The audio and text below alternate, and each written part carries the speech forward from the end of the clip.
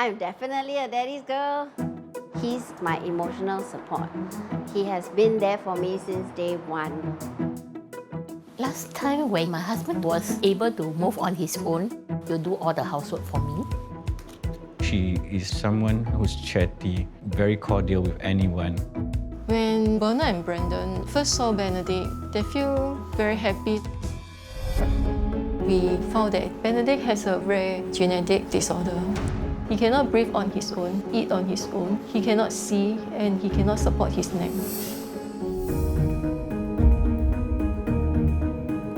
My dad is turning 90 and my mom is 70. Both have healthcare needs.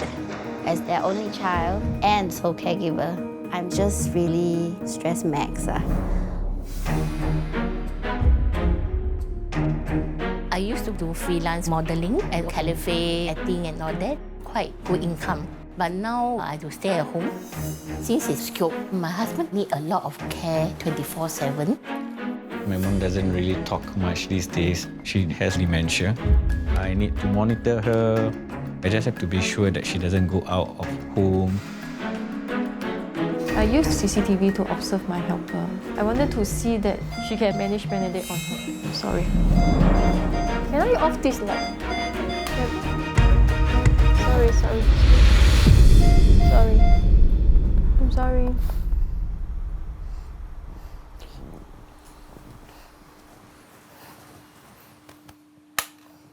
I'm always up about this timing because my husband will wake up at 2 a.m. to 3 a.m.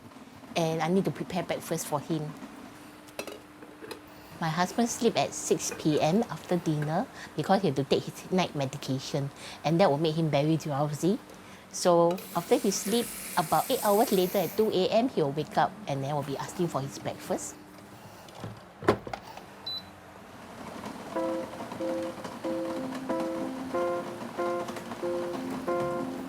Baby, wake up. Breakfast time. You sit down first, Okay, go inside. Go to the table. Stop, go to the table. Okay, slowly, yeah? Okay, now you can have your breakfast. Okay? Sweet enough? In November 2022, he was helping me with carrying the fridge. When he was carrying it, suddenly he just fall forward and dropped everything on the floor. And then he told me he cannot move. Then we quickly called the ambulance, took him to the hospital, and they diagnosed him that his C5 and C6 spinal cord have degenerated. After that, he was not able to move so much. Because of the muscle loss in his leg, the doctor said, why not we get an electrical wheelchair at home for him to move around. Because he's a high fall risk. We don't know when he might fall forward or backward. So I have to be the one to do all the housework now. In the past, he's the one who loved to do the housework. But now he can only do simple things like move around the house, going through which dustbin is full, he'll change the plastic. He can also make coffee for me in the morning. I have to meet his physical needs first, his routine, his meal, his shower. I have to plan everything around him.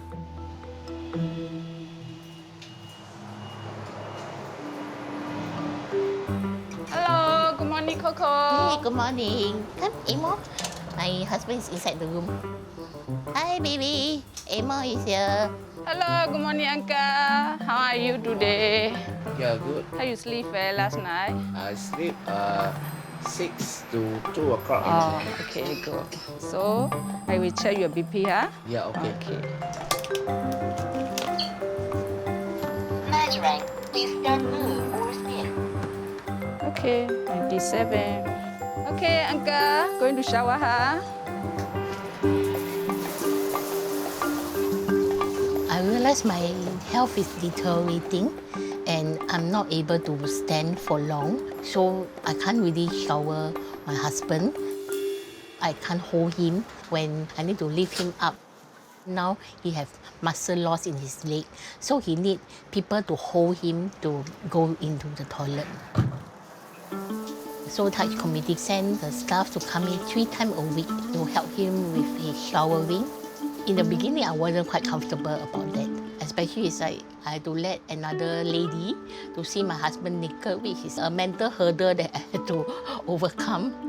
And when he had to be alone at home with the care staff for 2 hours, I sometimes would be like telling him, can you all be in the CCTV area where I can see you? Because in the beginning part, I was feeling a bit worried. I think it's a very nature of a wife jealousy. Yeah, to feel that way. Hey, baby smell good already. But now I realize I need more help, even for myself. My health has become even worse after I fainted in the toilet where I tried to shower myself. I decided, yeah, maybe I should also ask for the same home personal care services for myself.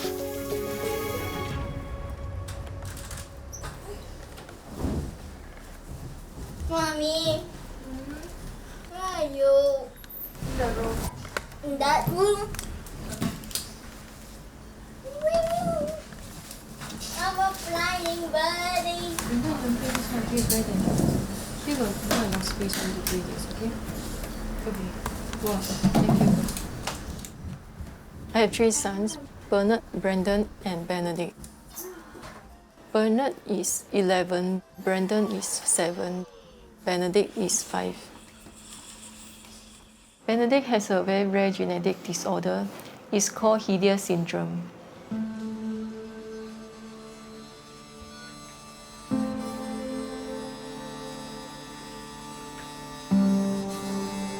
He is the only case in Asia Pacific.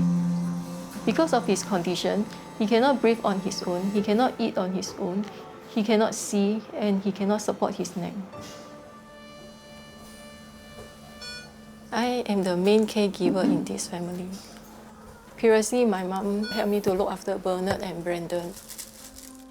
When my mom first saw Benedict, looking at all the machines, she felt that it's very stressful for her, and then she like telling me she cannot handle it. Then I said, it's okay, never mind. When Benedict was 4 months old, he was discharged from the hospital.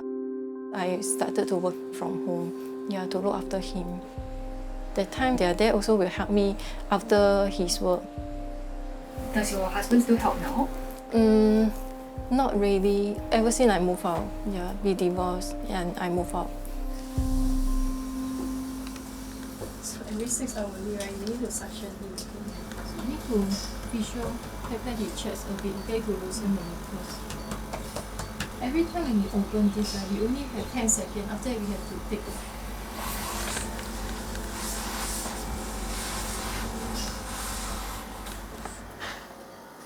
I used to hide in the other room, use CCTV to observe my helper. I wanted to see that she can manage Benedict on her own. Sorry. When the alarm goes off, it means Benedict's oxygen level is dropping. Sorry. Can I off this light? Sorry. Sorry. I'm sorry. It's too noisy, is it? You may just start them because of the noise. During the emergency, I experienced a few times. It's really very scary because his body will all turn blue. When Benedict desaturates, we need to resuscitate and bring him back within 1 minute. There was one time Bernard resuscitated Benedict.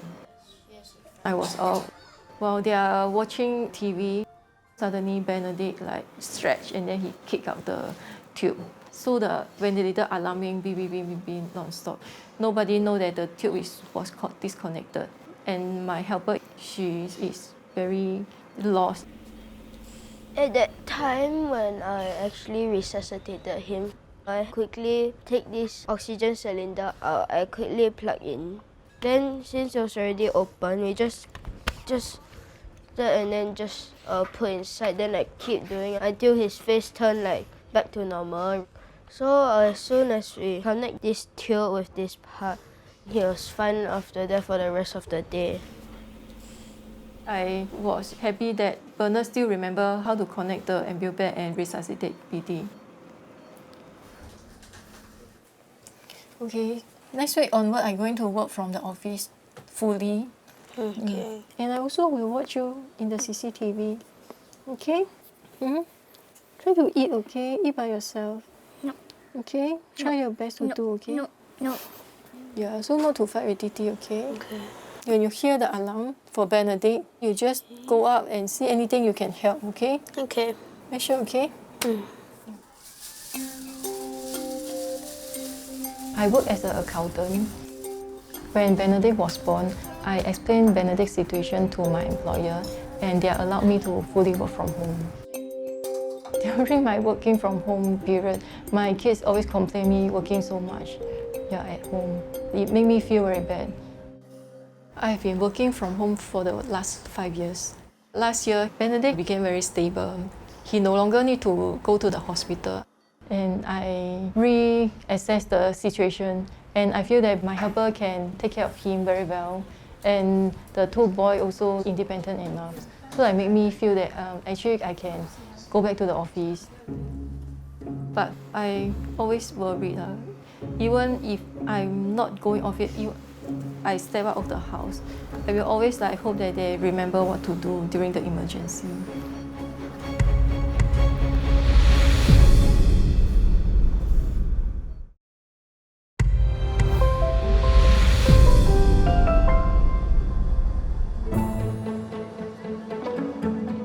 Today is my work in office day. I get to take a break from caregiving. But haha, what am I saying? There's no such thing as taking a break from caregiving. I'm literally on duty 24/7, okay? Speaking of which, I should check on how they're doing at home. I didn't get any calls or messages on the way here. Cross my fingers.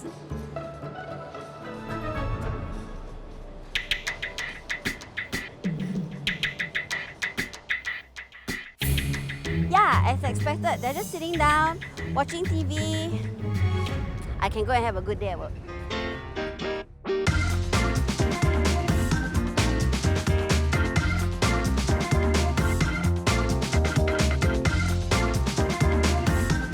I go to the office on Tuesdays, Wednesdays, and Thursdays. Good morning, everyone. Good morning. Work is part of my coping mechanism. It's like a nice brief break for me from the monotony of my home responsibilities. I get to escape, even if it's for a couple of hours. It's really good for my mental well-being. I've been working at Singapore Kindness Movement as a partnerships manager since August 2022. I decided to go full-time, pretty much, after Dad's health went down in 2022. Dad was 86 back then. He had a fall, and then he had a heart attack. Went through surgery, but bad things always happen in threes. One morning, he just passed a lot of blood. They diagnosed it as a conflict in antibiotics. Being at the A&E for the third time in a span of, a month or two, it traumatized me. And back then, as a solo entrepreneur, there were times when I didn't have clear vision of where my income was going to come from. And then getting the hospital bills and starting to panic. So it was juggling all these needs and having to pay for an extra person in the household because I hired Feli, my helper, back in 2022 to look after my dad. I was just really stress max. My dad is turning 90 and my mom is 70. Both have healthcare needs. As their only child and sole caregiver, I do like to check on them and ensure that they are doing okay. My dad was always the sole breadwinner of the family until he suffered his first heart attack in his early 60s. He lost his job and I was only maybe, I can't remember, 16, 18, but I remember thinking, how Mom has never had a job. She's been a housewife. Actually, there was also the time when my mom wasn't too well. I don't know or didn't think that she would be able to find a job. I had to put myself through school. I found myself a part-time job, but my family had to rely on help from my uncle to get by. So that's why as soon as I could, I became the sole breadwinner of the family from the age of about 20 and getting us through the next stages in life. All that is on me.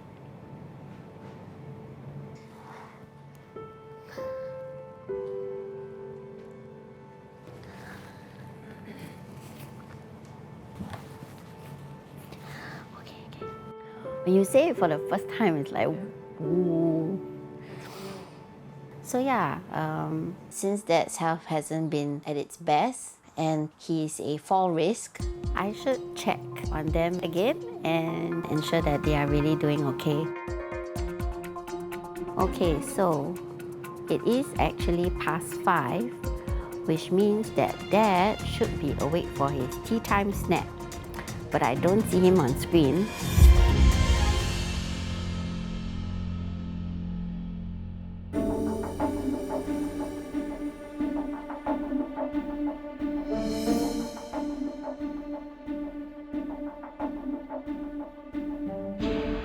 She actually tries to go out just now. I think she couldn't open the gate. So yeah. Where does she want to go out today? Hello? Hello, Mak eh? Mak, Mak nak pergi mana? Nak pergi mana? Nak pergi mana? Tunggu sekejap. Nanti orang balik, orang beli makan. Orang kat kerja, Mak. Kerja. Mak tunggu sekejap, jangan keluar, Mak. Nanti orang balik beli makan, boleh? Jangan keluar, nanti orang beli makan. Mak jangan keluar, boleh? Mak jangan keluar. Mak jangan keluar. Tengah tak balik ni. Nanti. Boleh ya? Okay. She said she wants to go down and buy bread. So apparently I didn't have bread ready today lah. So let's see what she do. Yeah, she decided against it. Hopefully it works. She's now in the kitchen. At work, I have to constantly check my phone to check on what my mom is doing at home. I just have to be sure that she's safe at home.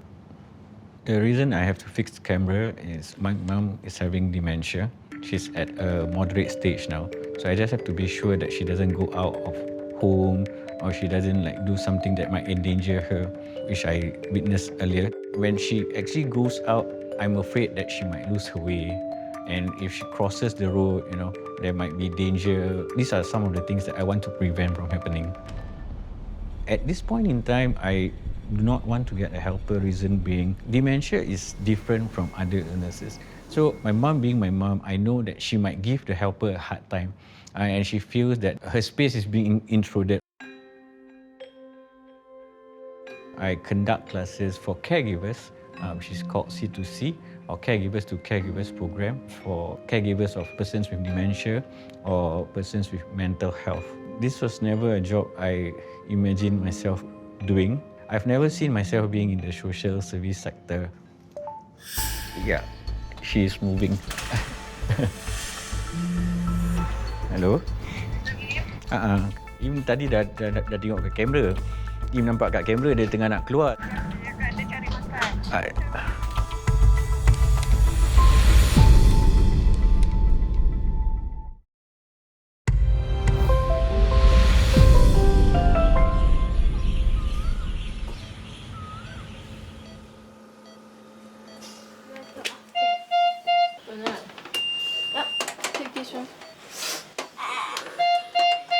Brandon, 你的 oxygen 出去先。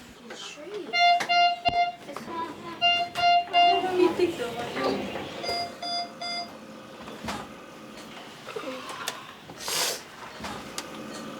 Baby 妈咪去做工了 ，OK？ 乖乖啊 ，you take care 你 ，OK？ When I decide to work in the office, my main concern is Benedict. If my helper didn't respond fast enough to the alarm to provide Benedict sufficient oxygen, he will just die. Yeah.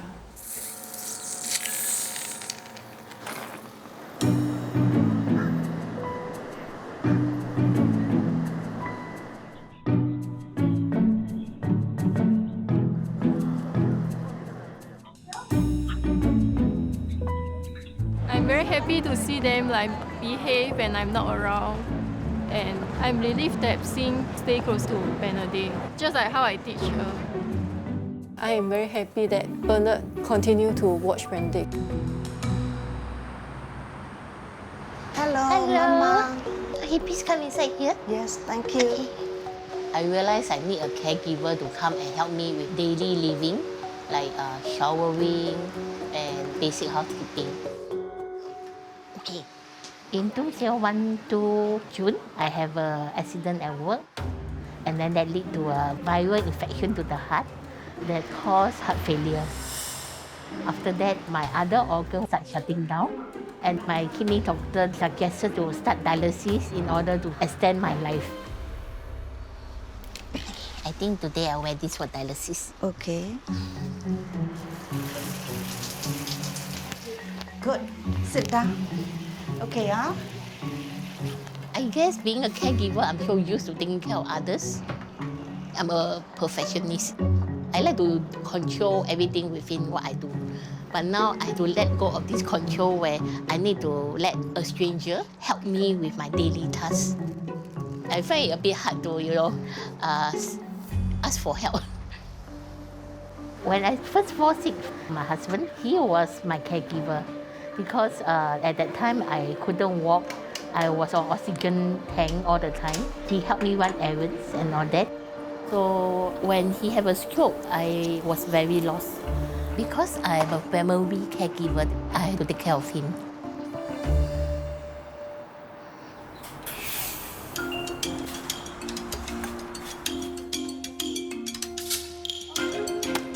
Yeah, today we're celebrating my dad's 90th birthday. It's a great milestone to reach.